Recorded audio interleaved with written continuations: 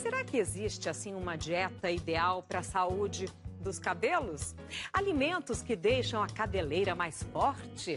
A telespectadora Consuelo Gouveia da Silva sugeriu que a gente falasse sobre queda de cabelo e nós topamos a missão. Então, para dar muitas dicas sobre cuidados com os nossos cabelos, eu chamo o dermatologista e presidente da Sociedade Brasileira do Cabelo, doutor Adriano Almeida. Doutor, bem-vindo ao Como Será. Obrigado, é um prazer estar aqui. Prazer é nosso. A nossa casa é sua também. Muito obrigado. Doutor Adriano, vamos começar já com a pergunta da Consuelo, que foi quem nos mandou. Vocês sabem, os nossos telespectadores sempre participam desse quadro. Então, a gente começa respondendo a dúvida da Consuelo, que é a seguinte: quando a queda de cabelo é normal? Aliás, é normal queda de cabelo? Sim, muitas vezes nós temos uma queda de cabelo fisiológica, uma troca do cabelo. Quando nós perdemos até 100 a 150 fios diariamente, e é uma queda que nós não percebemos, essa é uma queda fisiológica. Então, para Consuelo ficar bem atenta, com a mãozinha espalmada, ela pode passar fechando os dedos. Fechando os dedos. Se ela perder mais que 5 fios... Nenhum. Oh, que bom! Se perder mais que 5 fios, é uma queda patológica. Então, está uma queda exagerada. Se ela perder menos do que os 5 fios, então é uma queda normal. Então, dá para ela ter uma ideia do que está sendo normal e do que está sendo anormal. Muito interessante, então, essa medida. E interessante que a gente não percebe, né, a queda, que a gente pode chamar de troca, então, de cabelo, que é melhor, né? Essa queda que é fisiológica não é perceptível. Incrível. E quando a gente começa a perceber, geralmente já é no chuveiro, no travesseiro. Aí até é mesmo na preocupar, roupa. né? Então, é para se preocupar. Quando você vê fios de cabelos, principalmente na sua roupa, na sua mesa de trabalho, geralmente já tem uma queda patológica. Ele não costuma se desprender sozinho, sem nenhuma atração. Eles não são suicidas. Não assim. são suicidas. Eles não se jogam. Vamos para a pergunta agora da Paula. Essa pergunta chegou pelas redes sociais. É verdade que, se não cortar o cabelo, ele fica mais fino? E qual é a principal causa da queda capilar em mulheres? Bom, vamos responder separadamente, né? A questão de cortar os cabelos, fortalecer os cabelos, as pessoas ligam isso muito às plantas. Isso é um mito. Sério? Não tem nenhuma relação. Mesmo aquela questão assim, vou cortar na lua cheia para encher, na lua crescente para crescer, na lua minguante, nem pensar. Né? Sei lá, às vezes quer diminuir volume, né? Mas, assim, isso não tem nenhuma comprovação científica. As pessoas ligam isso com a maré. Realmente, a Lua tem algumas influências sobre algumas coisas do nosso planeta, mas não tem influência sobre os nossos cabelos. Pelo menos isso não tem uma comprovação científica. Então, não tem relação. Quanto à história da queda de cabelo nas mulheres, existem algumas quedas de cabelo que são bem frequentes nas mulheres, como a queda de cabelo pós-parto, que é um eflúvio, é uma alteração do ciclo do cabelo. O cabelo ele tem 3 ciclos básicos, que é a fase anágena, que ele está nascendo, começando a se desenvolver, a fase catágena, que é a fase duradoura, e a fase telógena, que é a fase de queda. Então, muitas vezes... é tchau, assim. É o tchau. Até logo. Até logo. Muitas vezes, nesse período pós-gestação, e não é logo após a gestação, geralmente são uns 3, 4 meses depois da gestação, tem um declínio dos níveis hormonais da mulher. E muitas vezes culmina com um eflúvio, né? Então isso é bem frequente. Outra queda de cabelo frequente, né, nas mulheres, que é fisiológica também, é a questão do envelhecimento, que é a alopecia senil. Então, praticamente 100% das pessoas vão ter diminuição dos cabelos com o passar da vida. Agora, no pós-parto, que acontece com algumas mulheres, essa queda de cabelo, ela se reverte naturalmente ou deve-se procurar ajuda para isso? Deve-se procurar ajuda. Por quê? Apesar de, teoricamente, ser uma queda que vai melhorar, que vai cessar, muitas mulheres ficam muito calvas. Então, isso gera um pânico, isso gera muitas vezes depressão. Então, à medida que você vai tendo uma queda, que ela se torna uma queda importante, é interessante que você busque uma ajuda logo. Porque isso muitas vezes demora para ser revertido, mesmo com tratamentos. Então, O que uma pessoa, quando começa a tratar o cabelo, deve esperar em relação à melhora? 3 a 6 meses. É bastante tempo. Então, é moroso o tratamento Para de cabelo. vaidade é muito tempo. Agora, a questão do envelhecimento, aí não tem muito o que fazer, muito o que todos fazer. envelheceremos. Mas muitos de nós podemos ajudar os nossos cabelos a não cair, a não atrofiar tanto. Então, hoje, uma boa nutrição, você deu a chamada inicial, isso é fundamental.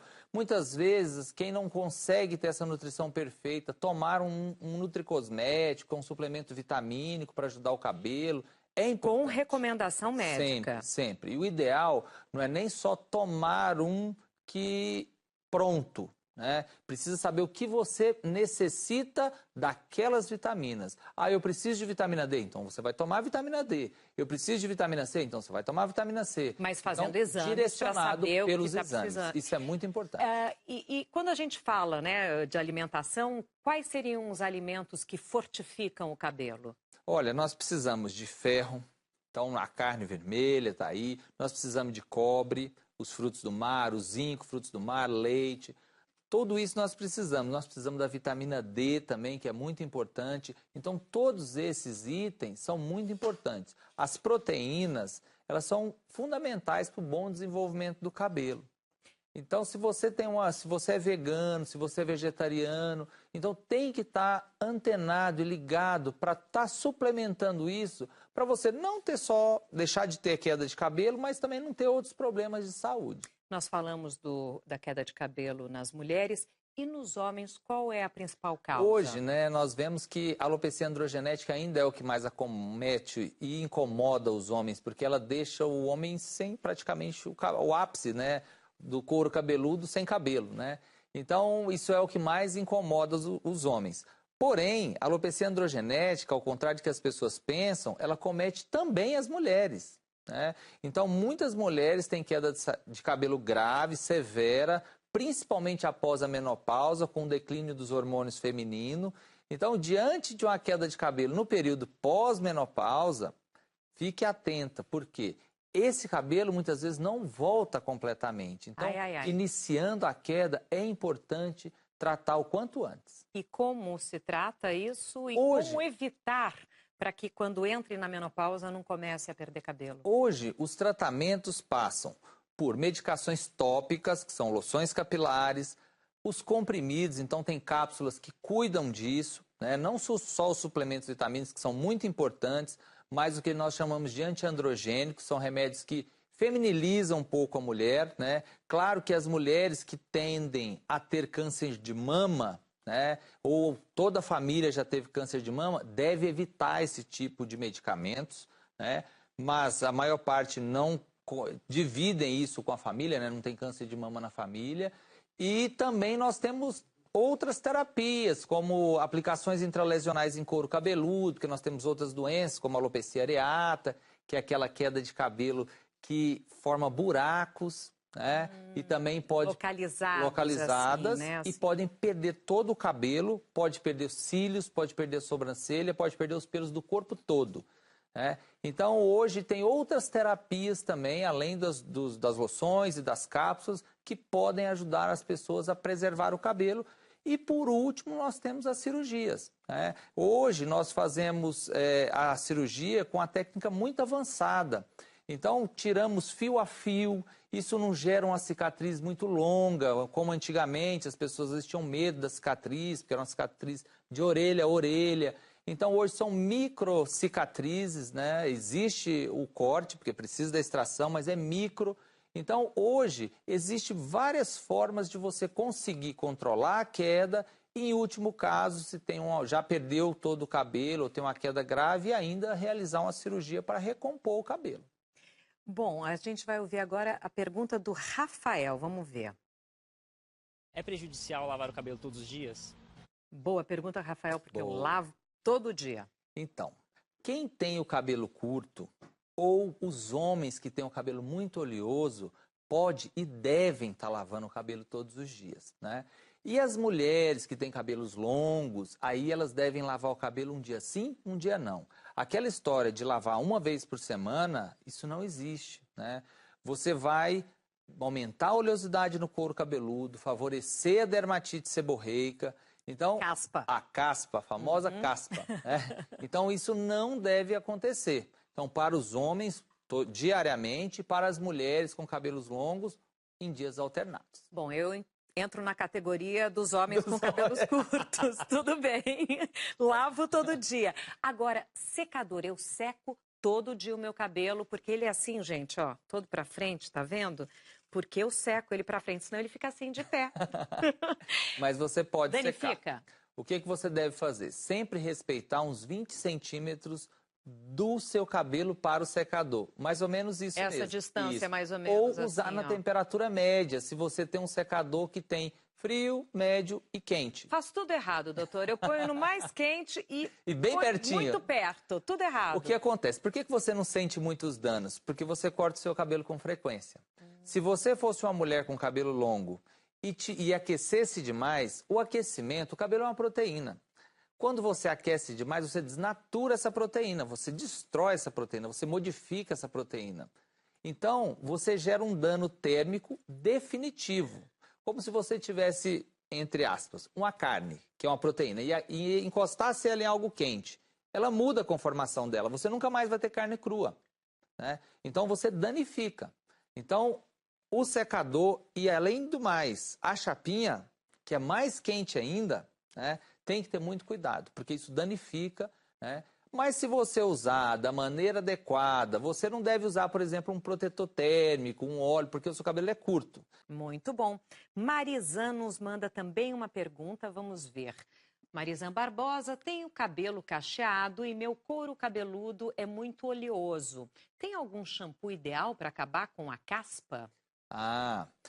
O que acontece? A caspa é uma propagação, muitas vezes, de fungos e bactérias no nosso couro cabeludo.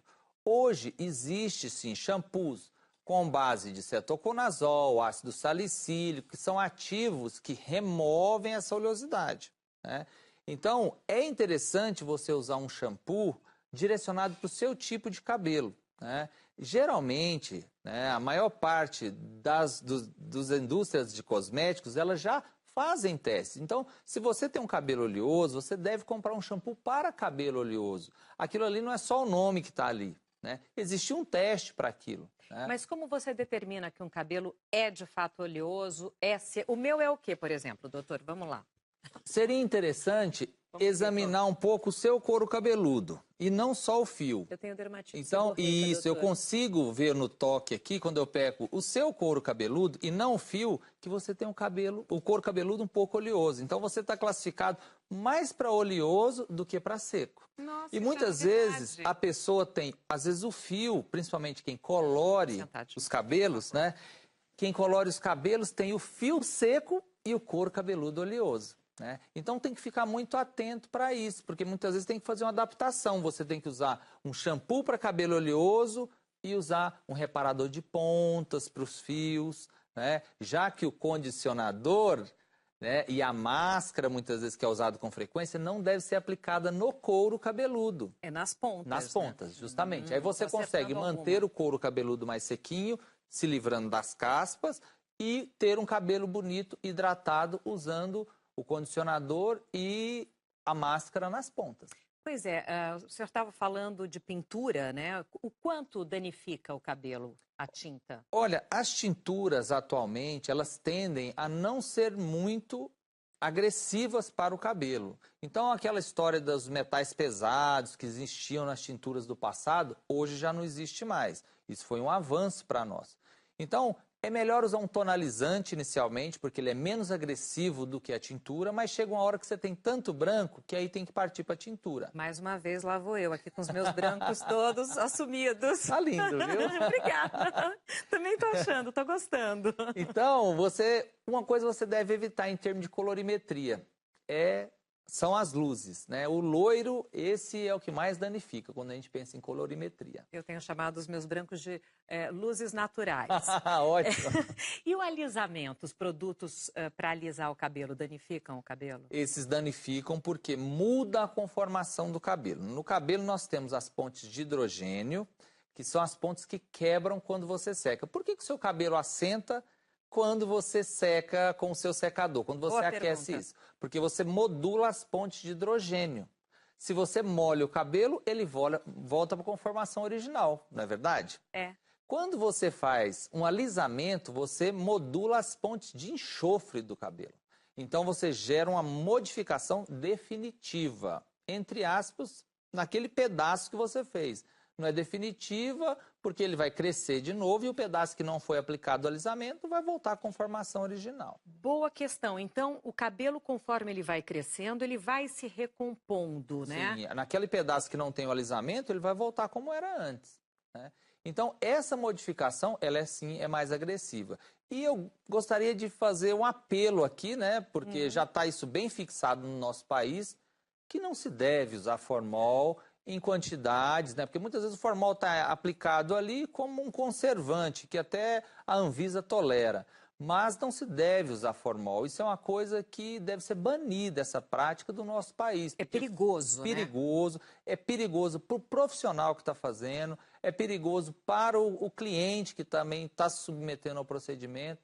Então, é importante ter essa consciência de não usar mais formol no nosso país. Existe alguma porcentagem de formol possível, adequada, permissível? A Anvisa permite, se salva o engano, 0,2% como conservante. Isso é permitido até em alimentos. Mais do que isso, não. Perfeito. Verão. Sol, mar, praia, Delícia. piscina, delícia, cloro. Como é que a gente protege o cabelo? Então, se você vai para o mar, é interessante, quando sair do mar, lavar o cabelo com água doce. Né? E se você está naquela sua lancha super chique... Não é a minha. Não tenho essa. Você pode lavar com água de coco. Nossa, aí é chique mesmo, né? A lancha com água de coco. Aí é você o máximo. pode lavar com água de coco, tá certo? E às vezes você pode usar uma máscara, se não quiser usar algo pesado, pode usar um leave-in. Depois que você tirar o sal, você passa um leave-in que ele vai hidratar o fio e evitar muitas vezes que a areia vai se depositar nas cutículas do cabelo, né? Vamos ver se dá para fazer assim. Entrou no mar, saiu, leva uma garrafinha, um baldinho, Perfeito. com água doce, dá uma enxaguada, é isso? Perfeito. Entendi. Vai passar o dia na praia, tem que levar uma assim, coleção de garrafa. Sempre que você vai, ou sempre em algumas praias, tem um chuveirinho de água doce, você pode entrar rapidinho, né? E chegando em casa, lavar de forma melhor nesse cabelo, passar o shampoo, hidratar esse cabelo, porque você tem 2 agentes agressivos, né? Para não dizer 3. O sol, o sal da água do mar e a areia, né? Tudo isso está agredindo o seu cabelo, então é muito importante ter esse cuidado. E se a gente pensa também em piscina e não no mar, tem o cloro, né? Com certeza. Essa semana recebi uma ligação, meu cabelo está verde. Né? Então as loiras têm esse grande problema, porque muitas vezes entra na piscina e o cabelo loiro muda de cor. Né? Então você pode, aí fica a dica já, diluir 80% água e 20% vinagre de maçã, né? Aplicar em todo esse cabelo, deixar uns 20 minutos, 25 minutos e depois enxaguar o cabelo. Mas isso são as loiras que pintaram ou as loiras naturais? Geralmente são as loiras que pintaram. Entendi. Né? Isso é uma reação, muitas vezes, dos algicidas, né? Nem só do cloro, dos algicidas que são depositados nas piscinas com a colorimetria que foi aplicada naquele cabelo. É dos carecas que elas gostam mais? Me conta uma coisa, careca tem que passar filtro solar? Deve, é muito importante. E eu ainda digo mais, que ele não deve só passar o filtro solar na calva. Ele deve usar uma barreira, um chapéu, um boné, isso é muito importante. Eu já tive, infelizmente, o desprazer de operar muitos pacientes, até jovens, com câncer de pele no couro cabeludo. Então, se você ou é calvo, ou os jovens que gostam de raspar a cabeça, então tem que ter muito cuidado. Se você não cuidar, você é um grande alvo para o desenvolvimento do carcinoma basocelular, principalmente, que é o câncer de pele mais comum no nosso meio. Perfeito. Vamos para mais uma pergunta. A Tânia Mara nos mandou. Tânia Mara Marques, eu tenho psoríase. Como fazer para tratar? Vamos lá. A psoríase, ela pode acometer, às vezes as pessoas pensam que ela só acomete os cotovelos, os joelhos, né? Porque essa é a psoríase vulgar, mas nós ainda temos A psoríase invertida, que acomete todo o corpo. A psoríase pustulosa palmo plantar, que dá lesões com pus, parecendo pus mesmo, né? Na mão e no pé. E a psoríase do couro cabeludo, né? Então, primeiramente, será que é psoríase? Como que eu sei que é psoríase? Quando ela avança além do couro cabeludo. Então, geralmente fica uma margem vermelho, rosada, né? Além do couro cabeludo.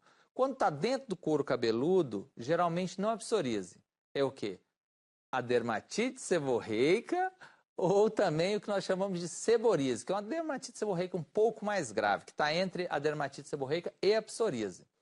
E as escamas da psoríase são maiores do que a da dermatite seborreica. Então, geralmente, o quadro é mais grave do que o da dermatite seborreica. E os tratamentos passam por loções, muitas vezes à base de corticoides, de ácido salicílico, para remover, para tirar, né, aquela crosta que muitas vezes fica no nosso couro cabeludo e solta no cabelo. E, por último, né, os shampoos que vão ajudar a remover tudo isso. Então, geralmente, os tratamentos tópicos são suficientes para a psoríase. E é muito importante o controle emocional. Então, muitas vezes, um acompanhamento psicológico, o exercício físico, eu insisto, meus pacientes me acham assim, para todos os pacientes, eu quero uma vida saudável, eu falo assim, você não é um cabelo, você é um ser humano.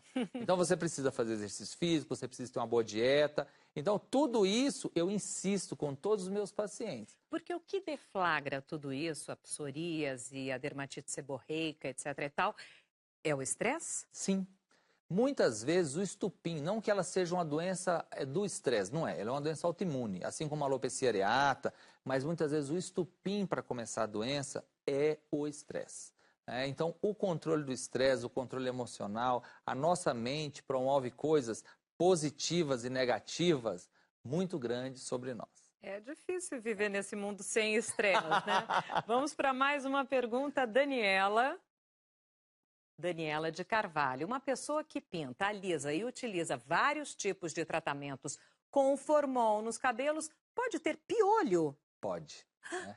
Daniela, evite o formol, por favor. Agora, ela foi até interessante ela falar de pintar e alisar. Não se deve fazer isso concomitantemente. Então, se hoje você vai colorir o cabelo, você vai esperar uns 15 dias, vai hidratar esse cabelo para você depois alisar. Muitas vezes, essa sobreposição de procedimentos é trágica. Já aconteceu muitas e muitas vezes de chegar pacientes sem nada, sem cabelo no consultório. Por quê? Quebrou o cabelo todo com a sobreposição de procedimentos. E o fato de ter feito alisamento, tintura, isso não impede que você tenha piolho, como ela perguntou. Você pode ter a pediculose em qualquer momento, mesmo com alisamento, mesmo cabelo bonito, mesmo cabelo colorido, piolho pode acometer qualquer pessoa. E como evitar piolho? É difícil evitar piolho, porque primeiramente é um contato interpessoal, então só se evitar o convívio com pessoas, né? Mas se você pegar o piolho, a primeira coisa que você deve fazer é pente fino todos os dias. Porque a lêndia, ela tem uma proteína que gruda no cabelo, né? Para não ficar caindo, né? Senão o piolho não sobrevive.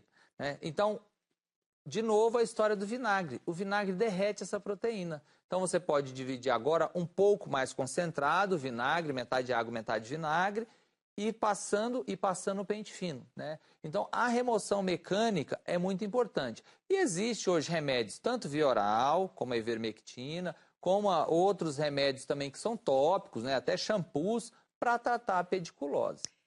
Existe algum outro dano, além da coceira, que é um horror do piolho? Ele causa mais alguma coisa? Sim. Além da coceira, né, e devido até à coceira, você tem fissuras no couro cabeludo e pode ter uma infecção no couro cabeludo. Se essa infecção for grave, você pode até perder o cabelo naquela região. Se você perde o cabelo naquela região, isso pode ser definitivo. Você gera uma cicatriz no couro cabeludo e naquela região não vai ter mais cabelo. Vamos para mais uma pergunta que chegou nas nossas redes sociais. Maria Farias Galvão, como uma paciente de câncer deve cuidar dos cabelos mesmo após os tratamentos? Primeira coisa que essas pacientes que vêm até o meu consultório, eu faço todo um screening do que está acontecendo com ela. Então vai fazer exames, vai ver o que muitas vezes foi mexido, até mesmo com a quimioterapia, essas pacientes estão um pouco debilitadas, e aí eu direciono um tratamento.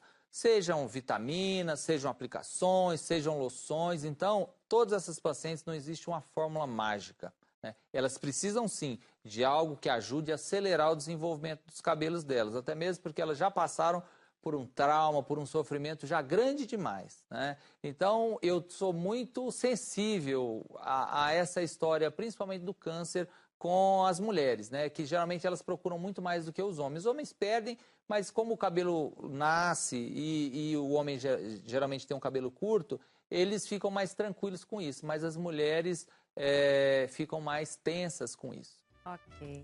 Muitíssimo obrigada, doutora. Adorei o nosso papo. Foi um prazer estar aqui. Desvendou esse mundo do cabelo. Muito bom. Obrigada. Nada. Olha, se você ainda tiver alguma dúvida sobre cabelos, manda para o comoserá.com até este domingo.